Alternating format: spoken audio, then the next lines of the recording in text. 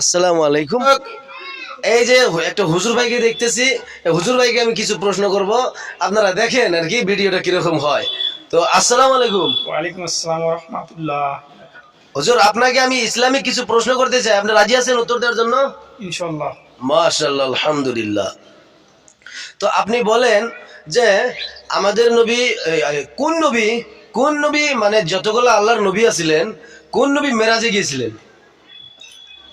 মেরাজে কোন নবী গিয়েছিলেন? হুজুর পাক সাল্লাল্লাহু আলাইহি সাল্লাম। একটু জোরে বলবেন। হুজুর পাক সাল্লাল্লাহু আলাইহি সাল্লাম।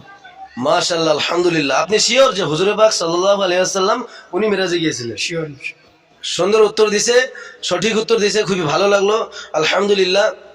তারপর আপনাকে দ্বিতীয় প্রশ্ন, যে আমাদের নবী হযরত মুহাম্মদ সাল্লাল্লাহু আলাইহি ওয়াসাল্লাম কত বছর বয়সে মেরাজে গিয়েছিলেন সেটা একটু জানাবেন। এটা তো সঠিক মনে বলতে পারলাম না। বলতে পারলেন না? না, তো ঠিক আছে। এই এই দ্বিতীয় নম্বর প্রশ্নটা, আমাদের নবী কত বছর বয়সে মেরাজে গিয়েছিলেন সেটা একটু আপনারা কমেন্টের মাধ্যমে জানিয়ে দিবেন, সেটা আমিও আপনাদেরকে এখন বলবো না।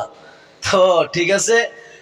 আর তারপর আপনার জন্য তৃতীয় প্রশ্ন, যে পাঁচ ওয়াক্ত নামাজের ভিতরে এই ওয়াজিব নামাজ কয় রাকাত আছে?